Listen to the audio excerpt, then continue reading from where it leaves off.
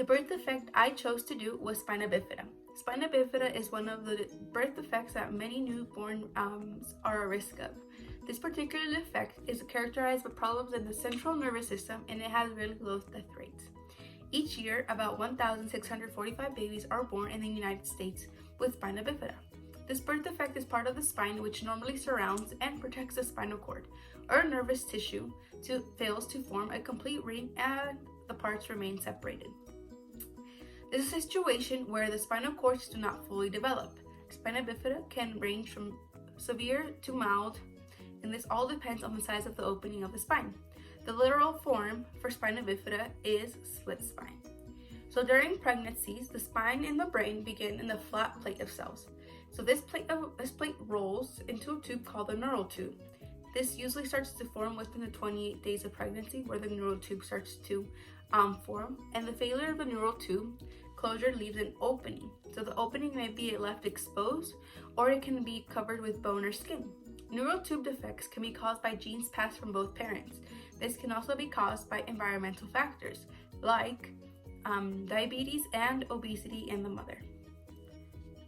So there is 3 different tests to detect this defect while the baby's in the utero. The first test is a blood test. So this blood test is usually taken between the 16th and the 18th week of pregnancy, and this test is called the alpha-fetoprotein screening test. So this test measures the alpha-fetoprotein that is released by the baby's liver, and it is also measuring the human chronic gonadotropin, which is a hormone that is produced during pregnancy.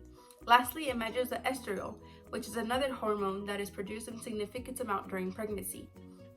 The second test is called an ultrasound. So this ultrasound allows doctors to see and take pictures of the fetus while it is in the womb. Often spina bifida can be identified through an ultrasound, and it can show signs of an opening in the spine.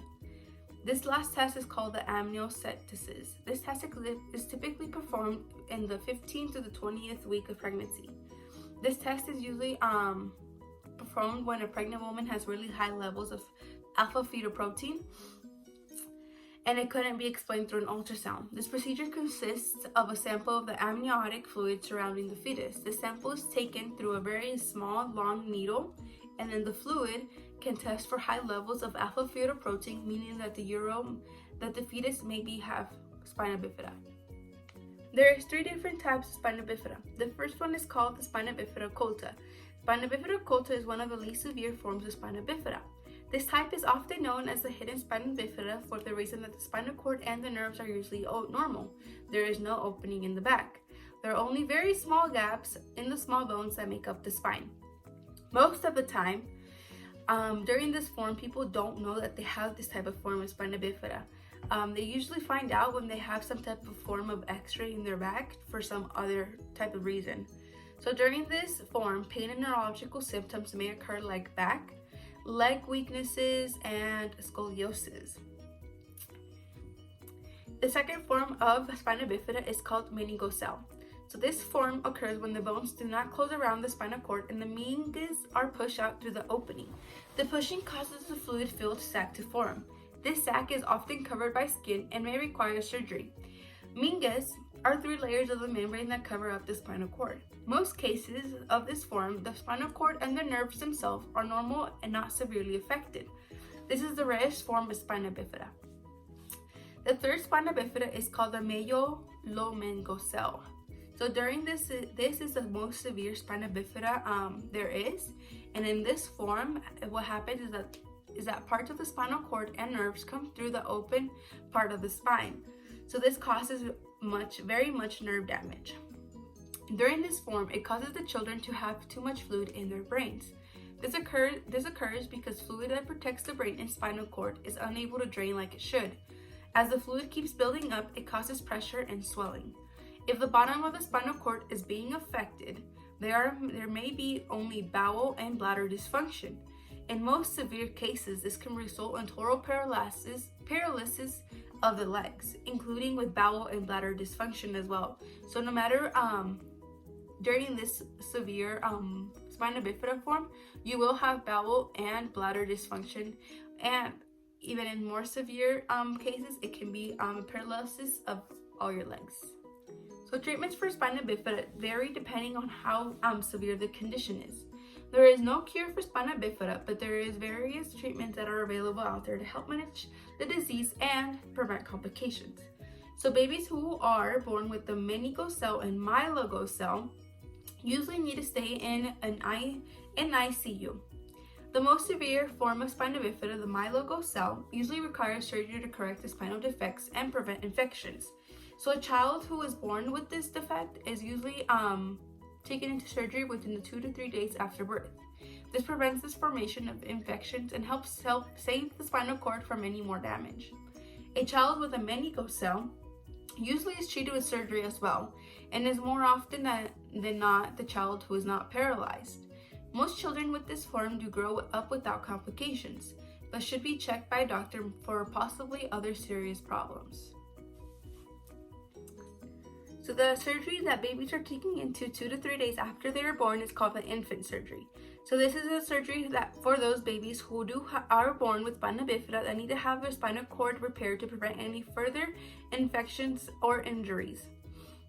During this infant surgery, a neurosurgeon places the neural tissues back into the spinal canal and then closes the muscle and the skin. If there is a large area that is difficult to close, a plastic surgeon may be involved. This surgery used to be a procedure that was considered a medical emergency, which was done a few hours after birth. Surgery is now often completed within the first 48 hours of the baby's life. So children with spina bifida usually do develop hydrocephalus. So hydrocephalus is the result of blockage in the flow of the cerebral spinal fluid through the pathways of the brain. This causes pressure in the brain.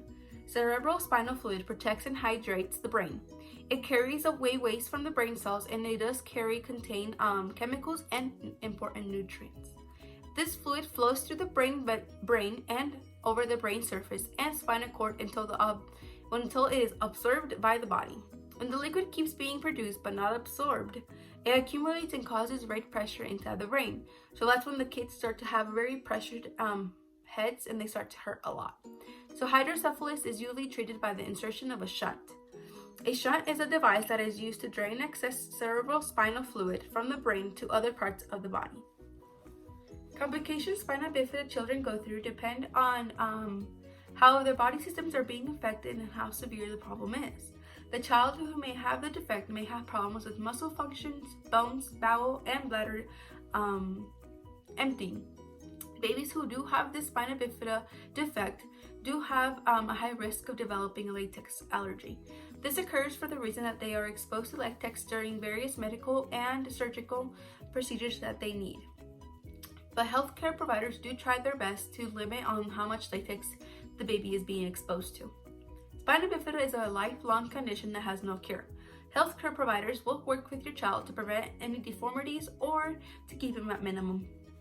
They would also support your child to make the most of his or her disabilities. The best thing that parents can do to their child is to help them build up their self-esteem and for them to be as dependent as possible. Having physical and occupational rehabilitation, extra support at school is great for the child's function. So I personally have never heard of spina bifida before until I started going to the preschool lab last semester. I remember that before preschool lab started, we were told that we were going to have a student who had a disability called spina bifida.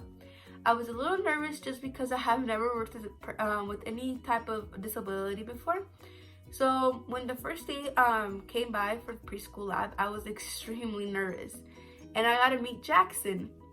So I really enjoyed having conversations with Jackson and learning more about him. I found myself trying to help him in every way possible.